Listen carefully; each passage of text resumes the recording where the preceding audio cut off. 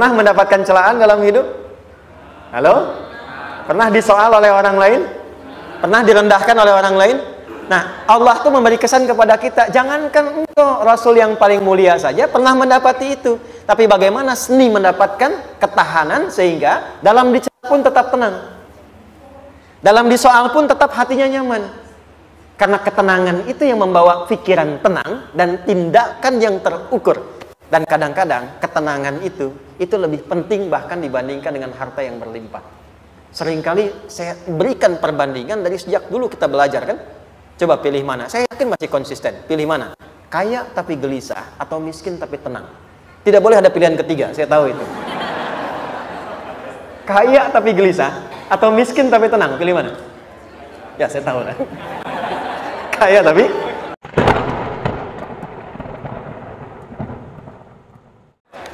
baik, yuk pelan-pelan. Jadi turunnya surah Ad-Duha dan surah Al-Insyirah, hikmahnya satu atau fungsinya satu, memberikan petunjuk bagaimana mengatasi satu persoalan sesulit apapun tapi masih dapat menghadapinya dengan keadaan yang tenang. Satu surah ini atau dua surah ini diturunkan untuk membimbing setiap hamba menuju kepada ketenangan hati. Dua,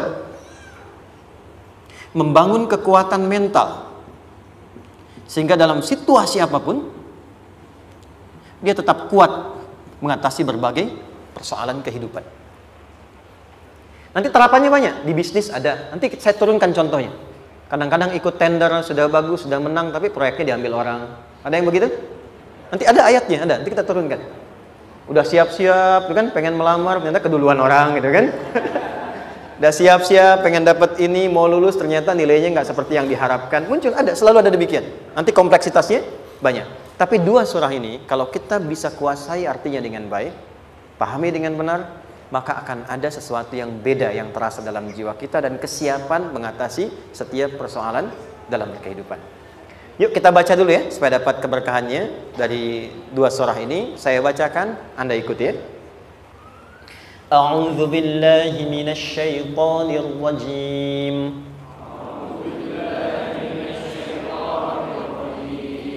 Bismillahirrahmanirrahim. Wadduha wal-laili idza saja ma wadda'aka rabbuka wa ma qala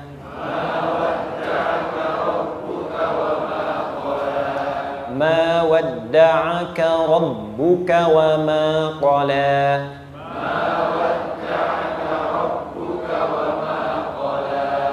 walal akhiratu khairul laka minal ula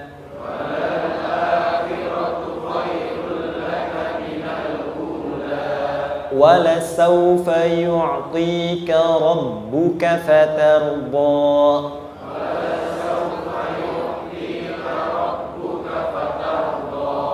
alam yajidka yatiman fa'awa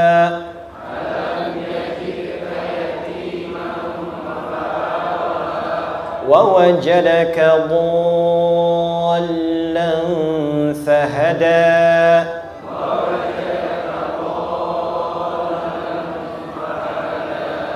ووجدك عائلا فأغنى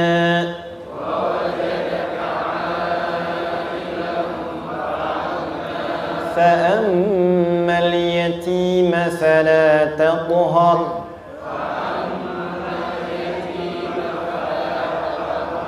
وأما السائل فلا تنهر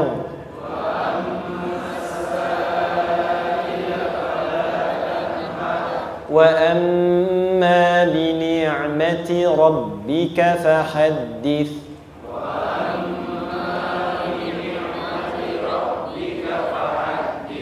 Baik, satu surah dua, alhamdulillah.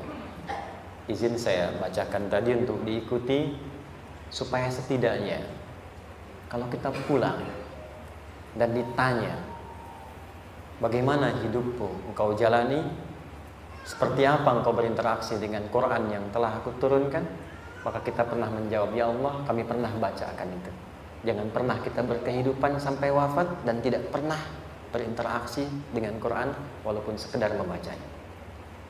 Wadduha, aku bersumpah, setiap huruf waw yang berada di awal kalimat di satu surah itu makna utamanya berarti sumpah. Ya, qasam, sumpah. Seringkali diartikan demi, ya. Wal asri, demi masa. Wal fajri, demi waktu fajar. Wal laili, demi malam. Intinya sumpah. Sebentar, pelan-pelan. Kalau Allah menyampaikan sesuatu kepada kita, yakin tidak? Saya ulang, yakin tidak? Serius? Hah? Kalau yakin, kenapa tidak dilakukan? Ya, itu pertanyaan besar, ya. Baik. Kalau Allah menyampaikan, tidak bersumpah pun, harusnya kita yakin. Tapi kalau Allah bersumpah, dalam kaidah ilmu tafsir, berarti ada sesuatu yang sangat penting, yang saking pentingnya akan sangat dibutuhkan oleh setiap hamba, sehingga diminta setiap hamba itu fokus menyimak apa yang mau disampaikan. Bahkan saking pentingnya menyimak itu, Allah bersumpah. Jelas? Kalau teman-teman menemukan di Quran ada ayat dibuka dengan sumpah, berarti ada kasih Allah yang tinggi yang akan disampaikan di ayat itu sampai meminta kita fokus untuk menyimaknya. Ad-duha, untuk memudahkan maknanya, teman-teman, kalau waktu duha itu jam berapa ya? Oke, sebetulnya dimulai sejak matahari itu mulai naik, yang memantulkan, ya, atau menyinari cahayanya itu mulai terasa lembut. Ya, kalau misalnya kita ambil 1,5 jam setelah subuh. Sekarang subuh 4:30 lah, taruhlah 4:30 ya. 1,5 jam berarti jam 6 kan? Nah, itu awal duha tuh. Awal duha. Sampai ke pertengahan kurang lebih 9:30, jam 10. Akhir duha jam 11 sampai menjelang ke zuhur. Awal duhanya disebut dengan syuruk namanya. Syuruk. Jadi syuruk itu awal duha. Kalau sudah jam 6 ada cahaya matahari ya. Enak nggak ke tubuh kita itu? Nyaman nggak? Jam 8 enak nggak kalau berjemur ya? Jam 9 enak ya?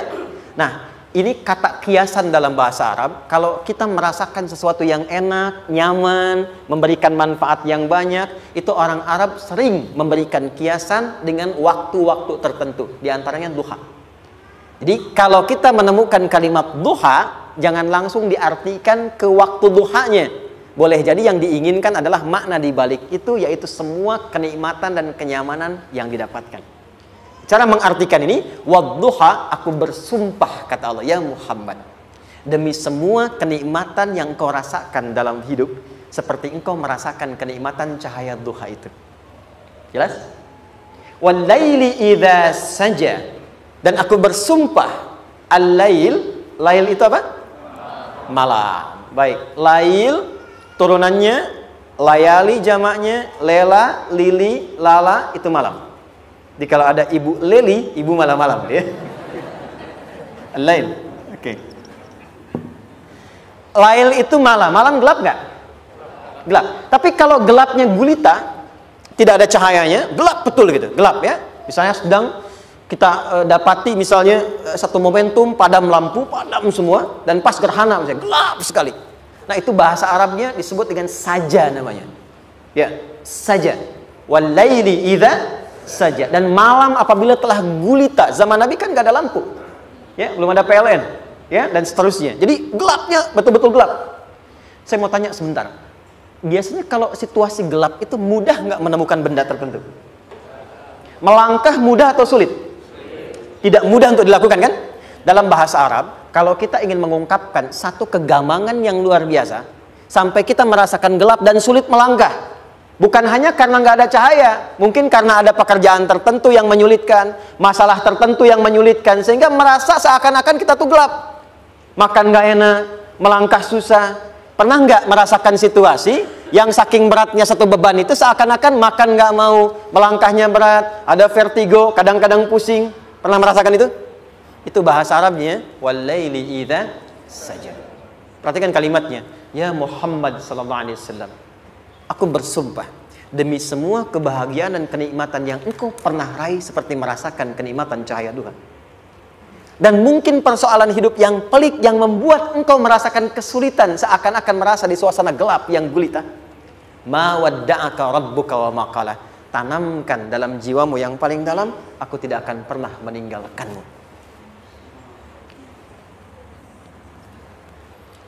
Ada suami pulang dari pekerjaan, mendapati istri sedang termenung dan mengalir air matanya.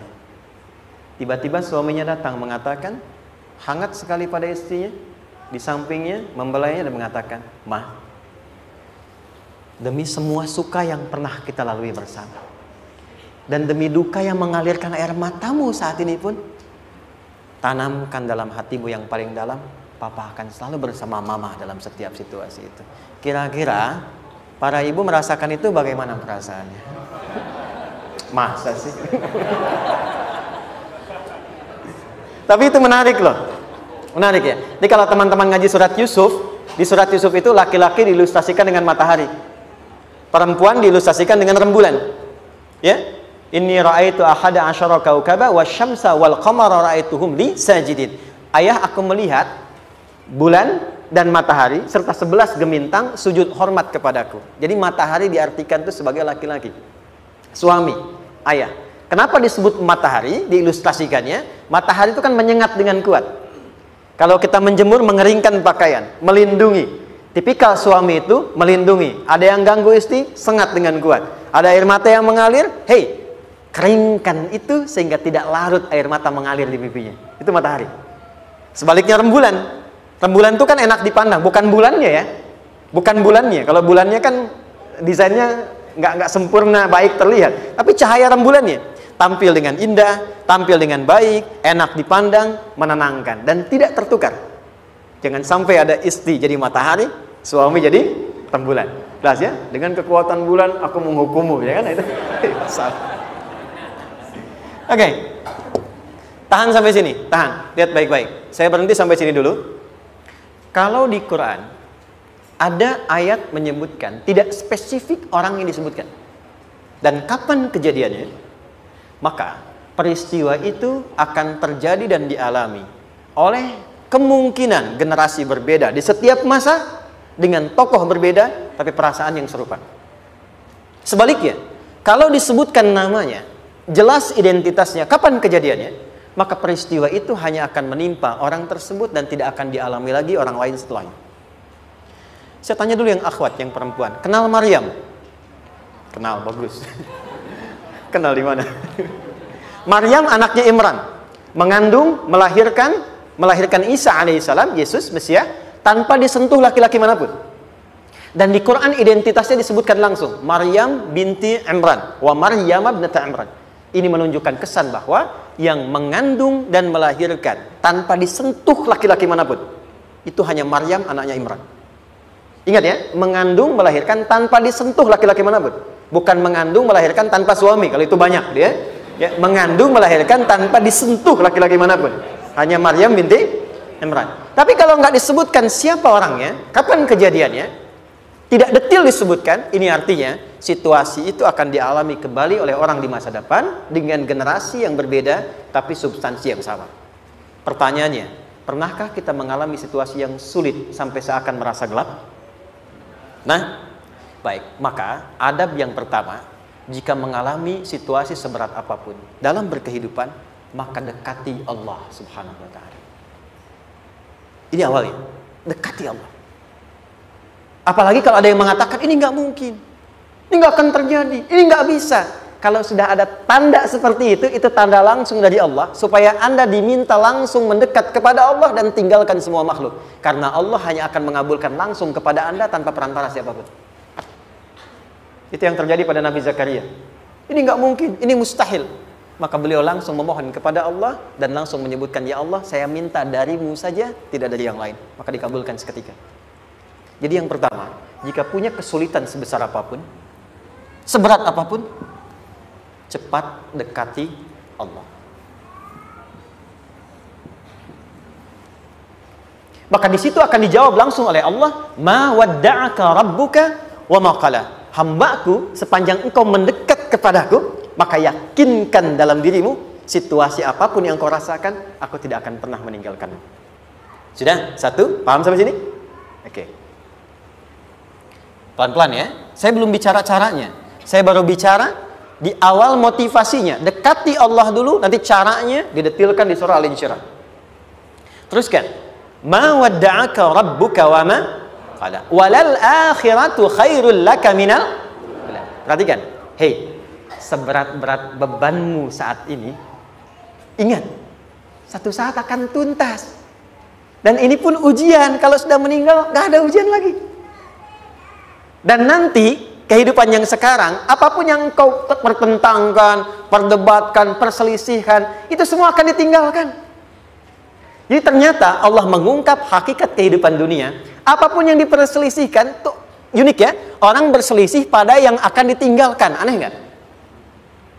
Ada orang berebut makanan, ya kan?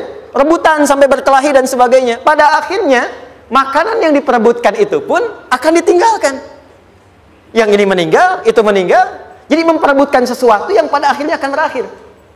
Kata Allah, Allah sampaikan, jika Anda mengalami situasi, sesuatu yang mungkin membuat berat, tanamkan pada jiwa kita, hei, yang aku kejar-kejar ini, boleh jadi aku akan tinggalkan juga. Kenapa aku harus menangisi dan larut pada sesuatu yang tidak abadi? Maka Allah hibur kita dengan mengatakan, kamu tenangkan diri dulu.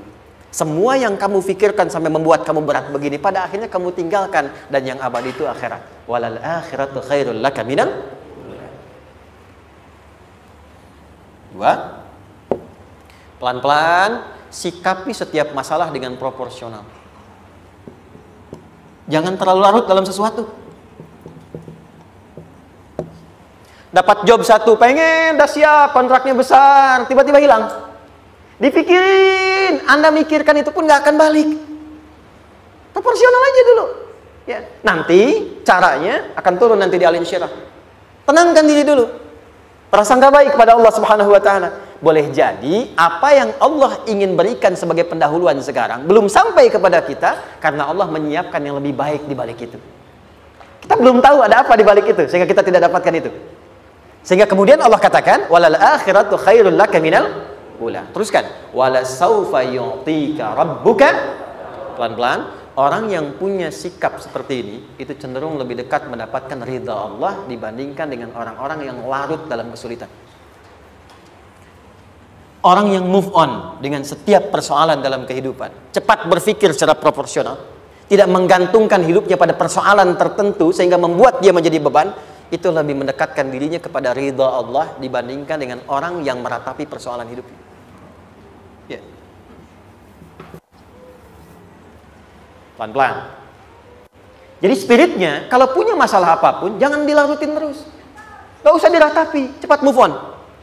Berpikir lagi, rencanakan lagi. Nanti, detailnya ada di Al-Insyirah. Tapi poin besarnya, janji Allah mengatakan, kalau Anda bisa move on, proporsional, maka yang dijanjikan oleh Allah, di situ Allah percepat datangnya ridha Allah Subhanahu wa ta'ala. Kalau ridha Allah sudah datang, maka akan dua yang diberikan. Pertama kali, ketenangan di dalam jiwa. Dan yang kedua, kemampuan untuk berikhtiar lebih baik mencapai apa yang diinginkan. Satu, kalau ridha Allah sudah diberikan pada seorang hamba, yang pertama diberikan ketenangan dalam jiwa. Bukan dunianya dulu. Bukan apa yang Anda ingin harapkan dulu. Pengen sesuatu, ya, pengen materi, pengen kedudukan, pengen lulus anaknya ujian, ya kan? Tiba-tiba terjadi sesuatu, diratapin, alih-alih meratap, alih-alih membuat status, alih-alih menyulitkan diri, kata Allah, terima dulu proporsional. Setelah itu dekatkan diri kepada Allah, turun ridha Allah, begitu turun yang pertama diberikan ketenangan kepada hati. Tenang dulu. Kalau sudah tenang, nanti dibimbing menyelesaikan apa yang sedang dihadapi itu.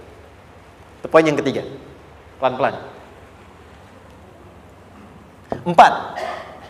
Kita masuk ke detail sekarang. Perhatikan baik-baik. Ini yang paling menarik. Alam yajidka yatiman fa'awa.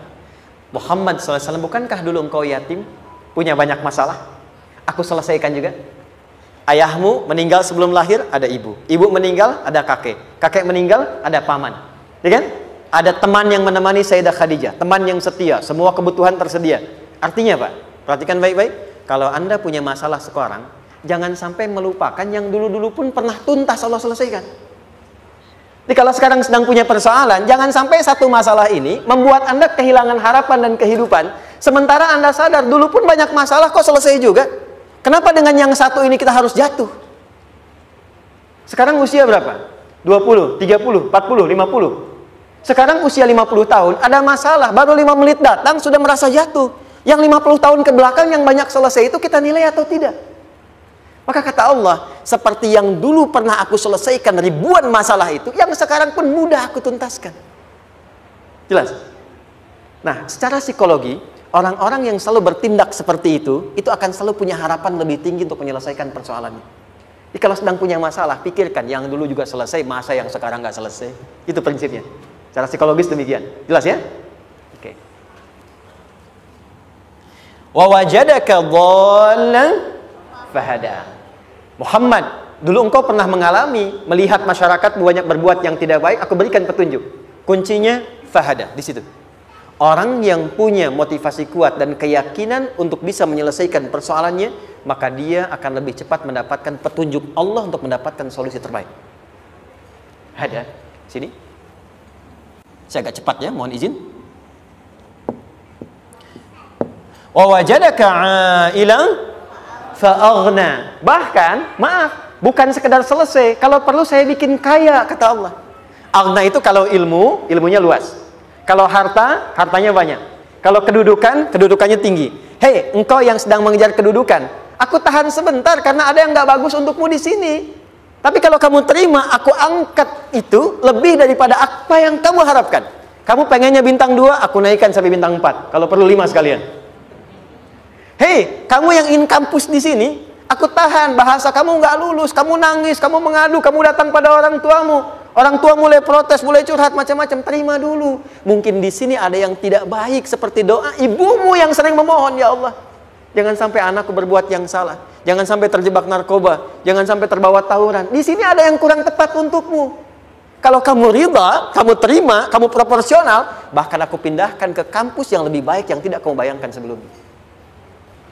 Di orang-orang yang selalu menerima apa yang Allah ujikan dan ridha dengan itu, maka Allah akan angkat derajatnya bahkan melebihi ekspektasi dirinya. Paham? Kalau sudah seperti itu, maka lihat ujung ayatnya. Lihat ujung ayatnya. Fa'ammal yatima fala taqhar. Hei, maka jangan pelit, berbagi kepada orang lain. Share. Kalau sudah sukses, share. Berbagi, bukan hanya materi, bagi ilmunya, ya, bagi kebahagiaannya. Wa ammas sa'ila fala tanhar. Jangan sampai nunggu orang minta. Kalau lihat ada kawan yang butuh, sekarang Anda sukses. Tapi boleh jadi kesuksesan Anda itu tangganya dari teman-teman Anda. Kalau sudah teraih ke atas, lihat lagi anak tangganya ke bawah. Ajak teman, jangan ditunggu minta. Ajak, bawa dia, berikan peluang. Jangan sampai dia minta, apalagi Anda bentak-bentak. Aku kan yang dulu bantu kamu. Jangan sampai keluar kata-kata itu. Kamu bisa naik di atas karena aku kan yang dulu bantu kamu. Kamu bisa jadi pemeran utama karena aku yang rekomendasikan. Karena aku yang dorong kamu, misal. Jangan sampai keluar kata-kata itu. Apalagi langsung keluar, tidak. Ini karena ilmuku saja misalnya. Kalau itu bisa dilakukan dengan baik. Lihat ujungnya. Wa amma bi ni'mati rabbika fahaddits. Maka semua nikmat yang dirasakan akan mudah untuk diimplementasikan dan disyukuri. Jadi semua nikmat itu bukan cuma dirasakan. Jadi membagi semua nikmat itu adalah rasa terbaik untuk menikmatinya. Maaf ya. Anda kalau punya makanan, dimakan sendiri. Dengan dibagi sama-sama, kira-kira rasa nyamannya yang pertama atau yang kedua? Kedua. Makan sendiri, enaknya sendiri kan? Tapi ketika ada teman berbagi dan tahu, oh enak ya, nyaman ya, ada kebahagiaan, ada ngobrol, ada tertawa, ada kebersamaan, itulah inti nikmat yang sesungguhnya. Wa amma bi ni'mati rabbika. Ternyata masalah yang diberikan bukan ingin memberikan beban, tapi ujungnya, endingnya supaya Anda bisa mendapatkan nikmat berkualitas yang bisa dibagi.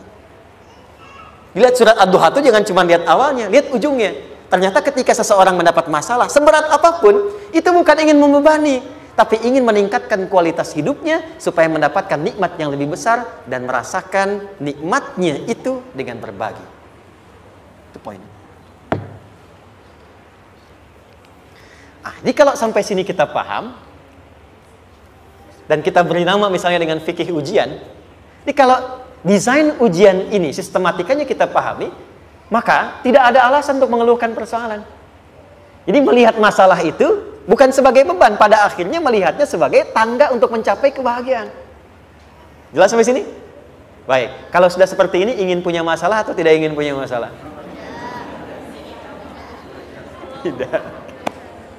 Ingat ya, jadi kalau anak pulang bawa masalah, dilihatnya jangan beban.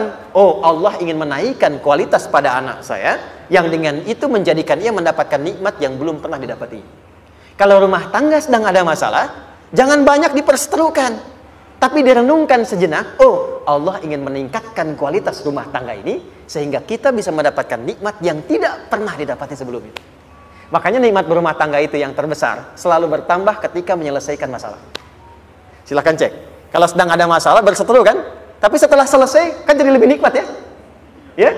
Lebih senang lagi, lebih cair lagi, lebih bahagia lagi, lebih mendukung lagi. Ternyata ada nilai-nilai kebaikan yang tersimpan yang belum disadari sepenuhnya. Pertanyaannya, kadang-kadang mudah diucapkan, tapi tidak mudah mempraktekkan. Bagaimana itu semua bisa ditempuh dengan baik, sehingga ketika mengalaminya, kita bisa tenang menghadapinya. Maka turunlah surah Al-Insyirah. Saya cepat.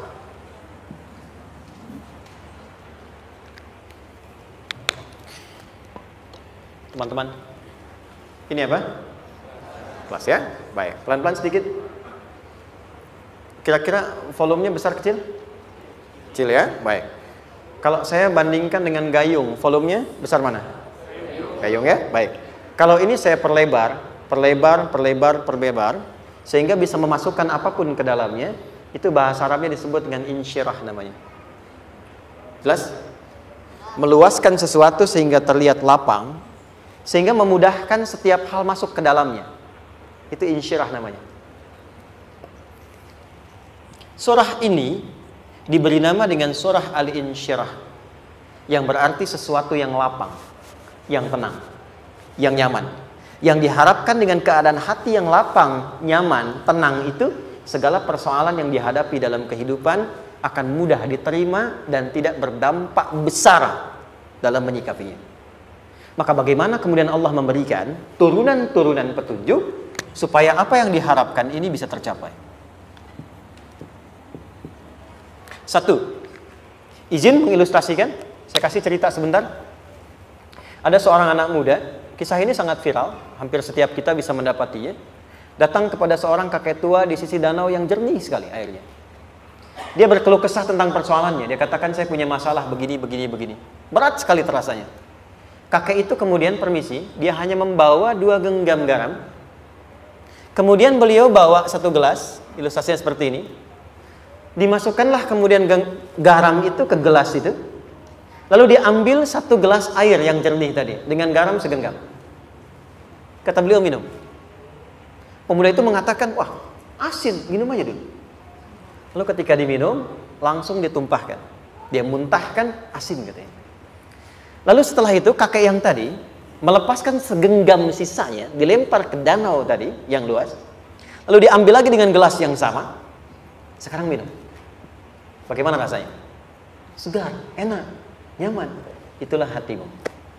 Kalau hatimu sempit sesempit gelas ini, maka masalah sekecil apapun akan selalu menghadirkan kesulitan seperti engkau menelan garam tadi. Tapi kalau hatimu luas, sebesar apapun masalah, tidak akan pernah berdampak pada dirimu kecuali engkau mampu menyusun rencana untuk mengatasinya. Kelapangan hati yang membuat diri kita mampu menerima persoalan apapun, itu yang disebut dengan insyirah. Makanya dulu tahun 90-an ada sinetron Hati Seluas Samudra gitu ya. Saya pernah tahu itu. Sama anaknya diapa-apain juga, masih aja ya menerima gitu. Dulu siapa ya? Jeremy Thomas dan lain-lain ya. Saya kira ada itu. Ya, saya kira itu ya. Saya pernah lihat sejenak ya. Saya jarang-jarang nonton itu. Pernah lihat aja. Saya senang riset. Jadi kalau Riset itu ada riset dakwah, ada riset materi. Saya teman-teman yang musik gitu ya, saya tidak terlalu dekat dengan musik karena saya di Quran gitu. Tapi untuk mengetahui hukum musik itu bagaimana, saya riset. Sampai ke notasi saya tahu. C, D, F, G, A, B, C, G, A, B, C, D, F, G, D, F, G, A, B, C, D, A, B, C, D, F, G, A, F, G, A, B, C, D, E, B, C, D, E, F, G, A, B, F, G, A, B, C, D, A, F, C, D, A, B, G, A, B, C, gitu kan ya? Ya, tapi kalau diminta piano, gitar, ini saya nggak bisa. Ya, tapi untuk menentukan hukum, nah kita bisa paham gitu. Misalnya boleh nggak baca Quran pakai langgam Jawa gitu kan? Nah hukumnya apa? Nanti dari teori itu muncul. Ya, paham ya? Nah, oke, balik sini. Perhatikan baik-baik. Satu, saya agak cepat. Ini ditafsir langsung turun Al-Insyirah. Yang pertama, alam nashrah laka sadrak wa wada'na anka wizrak allazi anqadha dhahrak. Tahan sampai sini dulu, 3 ayat. Saya mulai dari ayat kedua dan ketiga. Perhatikan baik-baik. Wa wada'na anka wizrak allazi anqadha dhahrak. Artinya apa? Artinya satu beban yang diletakkan di pundak yang berpengaruh kepada semua bagian tubuh. Kita pernah melakukan atau melihat yang angkat beban ya? Beban kan semakin berat diangkat, semakin terasa ke bagian-bagian tubuh ya, ke semuanya. Nah, itu namanya wizrak alladzi anqadha dhahrak. Beban yang dipikul yang berat sekali sampai semua merasa. Makanya jadi satu ungkapan dengan mengatakan dia sedang memikul beban yang sangat berat. Sampai kepalanya pusing, tidur nggak nyaman, miring kanan, miring kiri. Itu namanya ya alladzi anqadha dhahrak. Satu. Saya percepat, akan ada satu masa dalam hidup setiap hamba merasakan satu persoalan yang seakan-akan beban berat yang dipikul sampai merasa kesulitan dari ujung kepala sampai ujung kaki. Siapapun itu. Jujur ya, setiap kita tanyakan pada diri sendiri. Setiap kita yang ada di sini, saya yakin pasti pernah atau bahkan akan mengalami satu peristiwa yang merasakan beban berat sampai seakan-akan ujung kepala sampai ujung kaki merasakan sakitnya. Ada yang sudah mengalami atau bahkan nanti akan ada yang melalui. Perhatikan baik-baik. Teruskan ayatnya. Wa rafa'na laka. Perhatikan. Kalau ada yang sedang merasakan itu, yakinlah kata Allah, pada saat itu sesungguhnya Allah sedang mengangkat derajatnya dan meningkatkan kualitas hidupnya untuk mencapai sesuatu yang istimewa yang belum pernah diraihnya. Dari sini kita buat persamaan. Ujian. Perhatikan. Berbanding lurus dengan harapan. Banding lurus dengan solusi nanti pada akhirnya. Fokus. Lulus di sini, insya Allah setiap persoalan akan lebih mudah untuk diatasi. Ujian, seberat apapun yang sedang kita alami, tidak akan pernah diberikan kepada kita oleh Allah, kecuali ternyata hikmahnya untuk mengabulkan harapan-harapan besar yang sebetulnya kita mintakan. Jujur ya, setiap kita kan sering punya permohonan ya, sering berdoa ya, ya Allah minta ini, minta itu, minta ini, minta itu, gitu kan? Nah, cara Allah mengabulkan harapan kita itu, yang pertama, jalurnya lewat ujian. Karena semua kesuksesan itu, desain dasarnya adalah melewati ujian. Coba, anak-anak kita yang sedang sekolah itu, apa mungkin di wisuda dengan penuh kebahagiaan kalau nggak mengalami ujian? Lewat ujian dulu kan? Dia belajar dulu, ujian dulu, ngatasin soal dulu, lulus, baru wisuda. Apakah mungkin akan dapat IPK 4 yang diharapkan kalau tidak mengalami ujian? Belajar dulu, ya kan? Ada waktu, sempat dia bangun malam, siang, dan seterusnya belajar, keringat dan sebagainya, baru bahagia kan? Dan ternyata belajar itu untuk di wisuda. Sebab kalau kita tidak belajar, mustahil dapat wisuda. Kalau tidak lewat ujian, mustahil dapat ijazah. Karena ternyata harapan itu, hukum dasarnya dalam berkehidupan, bisa diraih dengan melewati ujian. Ini poinnya. Jadi mohon, kalau sedang mengalami sebuah peristiwa dan kita harus menghadapi itu, coba renungkan. Sebetulnya pernah berdoa apa sampai kita mengalami itu, sehingga dengan jalan itulah sebetulnya Allah ingin mengabulkan harapan yang dulu pernah kita mintakan. Jelas? Oke, satu. Yuk turunkan rumus ya pelan-pelan. Quran surah kedua ayat 286. Ini kesini dulu, baru nanti kita balik lagi. 2 Al-Baqarah ayat 286. La yukallifullahu nafsan illa usaha. Tahan sampai sini. Lihat baik-baik. Hukum pertama. Allah tidak mungkin menguji seorang hamba di luar batas kemampuannya. Di kaidah yang pertama tadi, kalau kita sedang diuji, sebetulnya ada harapan dan doa yang pernah kita mohonkan dan Allah ingin mengabulkan itu, jalan pertama adalah ujian. Tapi adilnya Allah tidak akan pernah kita diuji kecuali sesuai dengan kemampuan kita. Jadi kalau nggak mampu, nggak mungkin diberikan ujian. Ingat ya, kalau tidak mampu, tidak mungkin diberikan ujian. Artinya harapan yang kita mohonkan pun akan sesuai dengan kemampuan kita. Jadi kalau kita minta sesuatu nggak mungkin bisa menggunakannya, nggak akan dikasih. Nah, balik ke sini untuk memberikan ketenangan kepada hati kita. Kalau sedang menerima persoalan, setelah kita mengatakan, oh ini mungkin ada harapan yang ingin saya dapatkan, jalannya lewat sini. Untuk memberikan ketenangan kepada hati, begitu persoalannya tiba, langsung katakan pada diri kita, saya pasti bisa menjalaninya. Mustahil saya diuji kalau nggak mampu menjalaninya. Itu bahasa singkatnya. Ingat ya, kalau ingin mudah menyelesaikan persoalan, kata Quran, setiap ada ujian, langsung katakan pada hati kita, insya Allah bisa. Nggak mungkin saya diuji kalau saya nggak sanggup. Jelas? Dan tanamkan itu pada hati yang paling dalam. Ini nggak mudah. Kalau cuma disimpan di pikiran, jadi beban. Tapi kalau Anda tanamkan dalam hati, seberat apapun masalahnya, pasti saya sanggup, pasti saya bisa. Pernah lihat dulu ada acara 90-an Benteng Hattori?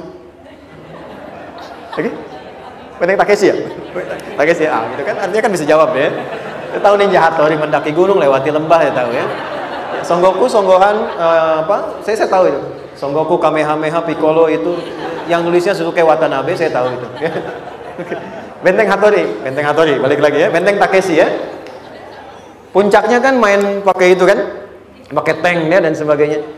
Tapi pernah ingat gak satu episodenya itu? Begitu akan bertarung, kan selalu ada motivator di sampingnya itu mengatakan, ayo kamu bisa, gitu kan?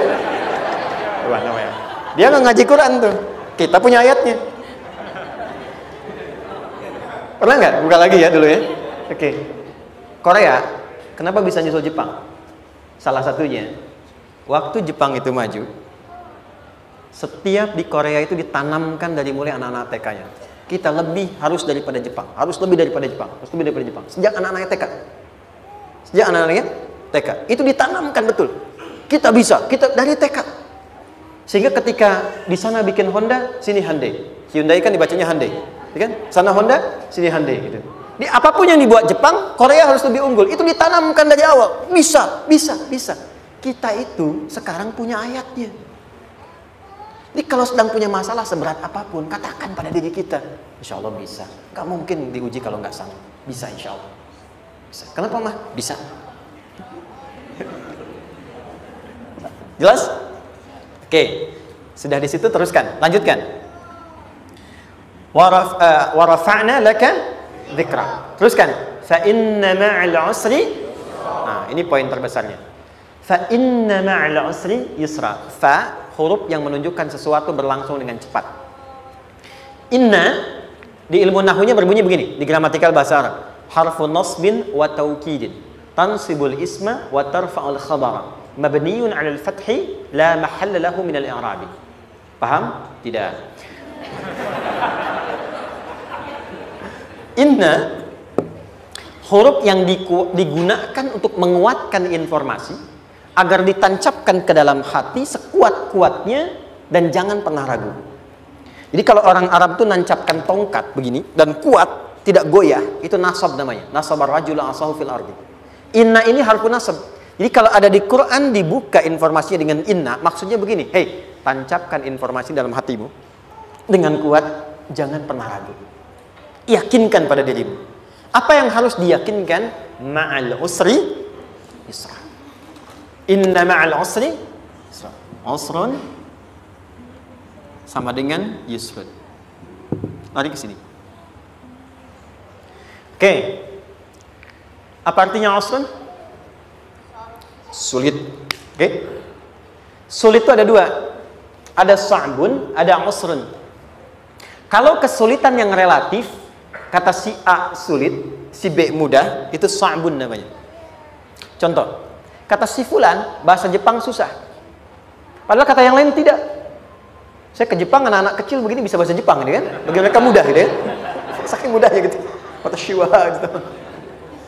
Anak-anak kecil, bagi mereka mudah, bagi kita belum tentu. Itu sa'bun. Innal lughata yabaniyya sa'bah. Relatif. Tapi kalau kesulitan yang sifatnya mutlak, semua orang mengatakan sulit. Maaf, bawa mobil sulit atau mudah? Bukan mengendarai ya, bawa mobil, bawa. Sulit ya? Sulit ya? Baik, sepakat sulit semuanya. Nah, itu dalam bahasa Arab dikenal dengan usrun. Kesulitan yang semua sepakat bahwa itu susah. Sulit, semua sepakat. Dan ketika ada orang bicara, aku sedang punya masalah begini. Semua mengatakan, wah itu nggak mudah, itu nggak mudah. Itu usrun namanya. Lawannya, kemudahan yang relatif disebut sahlun. Tapi kemudahan yang semua sepakat bahwa itu mudah, itu yusrun namanya. Mengangkat spidol, semua mengatakan mudah, ringan. Itu yusrun namanya. Perhatikan, Allah tidak memasangkan sa'bun dengan sahlun, tapi memasangkan usrun dengan yusrun. Orang-orang yang punya keyakinan kuat, setiap persoalan itu akan selesai. Dan dia mengatakan pada dirinya, aku bisa melewatinya. Maka, perhatikan kalimatnya kata Quran. Inna ma'al usri yusran. Sesulit apapun masalah yang sedang dia alami, maka Allah akan datangkan solusi semudah-mudahnya yang bisa dia nikmati.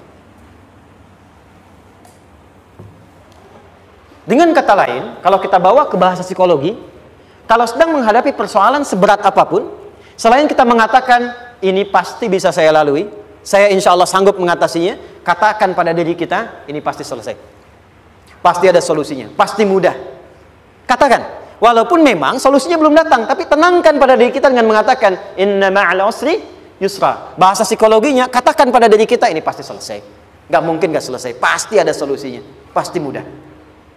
Itu lebih memberikan harapan pada diri kita untuk menuntaskan persoalan dibandingkan dengan meratapinya. Jelas? Teruskan. Fa inna ma'al usri. Kalau masih ragu kata Allah, katakan lagi sekali lagi. Sampai hati kita merasa nyaman. Jadi kalau sedang punya persoalan seberat apapun, tanamkan pada diri kita, pasti selesai. Belum nampak, insya Allah pasti selesai. Gak mungkin diuji kalau gak ada solusi. Itu lebih memberikan harapan. Setelah itu, fa idza faraghta, mitigasi masalahnya, mitigasi persoalannya. Tuliskan, ini masalahnya apa? Rumah tangga, apa saja misalnya. Dia ada suami, ada istri, ada anak-anak. Masalah ada di mana? Kadang-kadang benangnya jadi kusut karena satu-satu nggak segera diselesaikan. Maka kata Al-Quran, fa'idha faraghta, satu-satu mitigasi dulu. Satu masalah di sini, lihat di suami, lihat di istri. Kalau pekerjaan, masalahnya apa? Sebelum bercabang kemana-mana, petakan. Apakah rekanannya? Apakah relasinya? Apakah kemampuannya? Apakah manajerialnya? Apakah marketingnya? Mitigasi, kotaki semua, selesaikan satu-satu. Setelah itu, apa yang dilakukan? Wa ila rabbika, tawakal sepenuhnya kepada Allah untuk menentukan hasilnya. Tawakal itu yang paling mahal.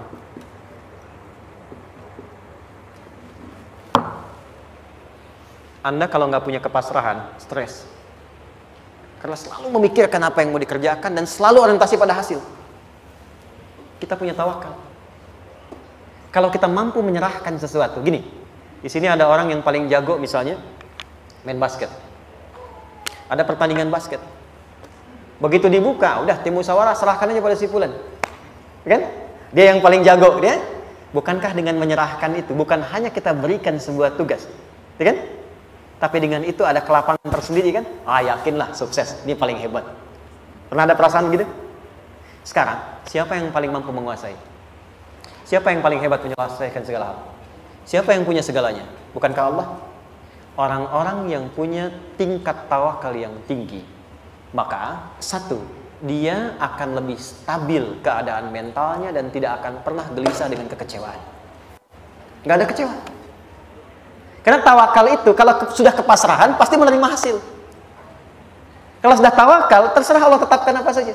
Mau dapat sekarang, dapat besok, dapat nanti. Puncak yang paling tinggi, hei, tugasmu hanya berikhtiar semampu yang bisa dilakukan. Selanjutnya, biarkan Allah menetapkan apa yang menjadi bagian dari maslahat kehidupan kita. Saya tutup. Cara Allah menjawab harapan kita ada 3. 1. Memberi langsung apa yang kita mintakan. 2. Menunda itu sampai kita siap menerimanya. 3. Mengganti apa yang kita inginkan dengan apa yang kita butuhkan. Saya ulang ya. 1. Memberi langsung apa yang kita mohonkan. Misal, ya Allah, saya ingin A misalnya. Anak saya pengen ke ITB. Tapi nggak mungkin tiba-tiba langsung masuk ITB kan? Pasti lewat ini dulu kan? Ada ujian dulu. Ikut tes. Dan seterusnya diterima. Sesuai. 2. Kadang menunda sesuatu sampai dia sanggup menjalaninya. Anda punya anak usia 5 tahun. Pengen diberikan motor. Anda mampu untuk memberi motor. Dikasih nggak? Tidak. Sampai dia sanggup mengendarai motor, baru Anda berikan. Terkadang ada yang kita minta sekarang, tidak didapati sekarang. Tapi ternyata tahun depan kita dapat. Kita harus sadar bahwa anugerah yang kita dapatkan tahun depan itu sebetulnya adalah hasil doa kita di tahun ini. Pernah dengar nggak kisah viral? Nabi itu berdoa baru dikabulkan setahun setengah. Setahun 6 bulan. Padahal itu Nabi loh. Kiblat pertama kita kemana? Palestina kan? Baitul Maqdis kan? Nabi berdoa. Mohon terus nengok ke langit. Al-Baqarah 144. Minta. Jawabannya turun setelah setahun setengah. Setahun 6 bulan. Ada yang mengatakan di tafsir setahun 8 bulan. Baru dikabulkan setelah setahun setengah. Padahal kurang soleh apa Nabi? Nabinya siap, mungkin umatnya yang belum siap. Nabinya siap, tapi ada tantangan di masyarakat yang tidak mudah, yang mungkin bisa meruntuhkan dakwah. Baru dikabulkan setahun setengah. Ketika semua umatnya sudah bisa siap menerima itu. Boleh jadi, apa yang diminta orang tua sekarang, terkabulnya mungkin belasan puluhan tahun pada anaknya yang nomor sekian. Tahu Imam Syafi'i? Imam Syafi'i itu kan nama aslinya Muhammad. Bapaknya Idris, kakek yang ke atas yang ketiga namanya Syafi'i. Kenapa disebut Imam Syafi'i? Dinisbatkan pada kakek yang ke atasnya. Ternyata kakeknya ini seorang ulama besar, saleh, memohon kepada Allah. Setiap di keturunannya ada yang bisa menggantikan lebih soleh, lebih baik lagi. Ternyata yang didapatkan bukan dari anaknya, tapi generasi keturunan yang kesekian. Anda belum sekarang bisa hafal Quran. Misalnya, Anda bermohon, berdoa, boleh jadi yang hafal, mungkin bukan di anak, bisa di cucu, bisa di bagian keluarga yang lain. Maka terkadang tawakal itu tidak hanya memberikan hasil yang cepat, tapi memberikan keindahan yang terasa tertunda, tapi melengkapi kebahagiaan yang dirasakan. Penutupnya, boleh jadi minta ke ITB, diterimanya di Unpad. Minta motor, dapatnya mobil, kalau itu senang luar biasa. Minta mobil, dapatnya motor, gitu kan? Ternyata kadang-kadang desainnya yang terakhir, saya tutup. Allah mengabulkan apa yang kita butuhkan, bukan apa yang kita inginkan. Anak Anda sakit dibawa ke dokter, kata dokter jangan dulu makan jeruk. Maka Anda pulang, dia minta jeruk, Anda berikan apel. Saya nggak mau apel mah, saya pengennya jeruk. Nggak apa-apa nah, ini apel rasa jeruk misalnya kan. Anda berikan. Ternyata apa? Bukan ingin menyakiti dan tidak mengabulkan keinginan anak, tapi lebih memberikan apa yang dia butuh. Kadang-kadang maaf ya, teman-teman mintanya proyek A, udah capek, di situ nggak dapat, dapatnya di yang lain. Teman-teman, itu Allah berikan sebetulnya hasil ikhtiar Anda yang sebelumnya.